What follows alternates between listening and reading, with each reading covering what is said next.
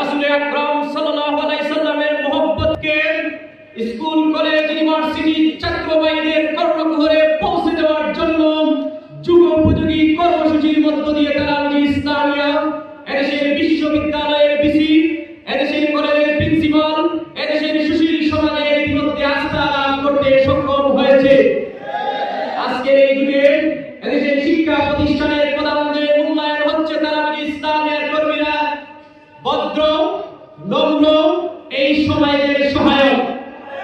সুতরাং আমরা এটা বলতে চাই, তালামিজ ইসলামিয়া একদিকে আল্লাহর কাছে একটি মকবুল ছাত্র সংগঠন, অপরদিকে সমাজের কাছে একটি গ্রহণযোগ্য ছাত্র সংগঠন।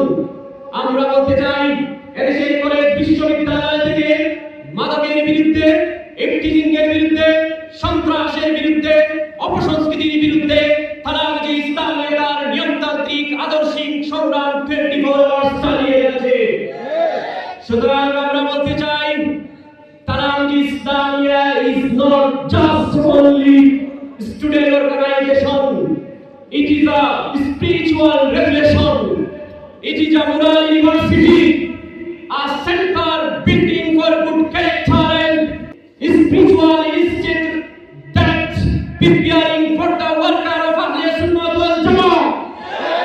বন্ধুগণ, এই সময় আমাদেরকে দমিয়ে রাখার শক্তি যদি কেউ দেখায়, তাদের বিরুদ্ধে আমাদের আদর্শিক সংগ্রাম অব্যাহত রাখার জন্য প্রস্তুত আছেন কিনা?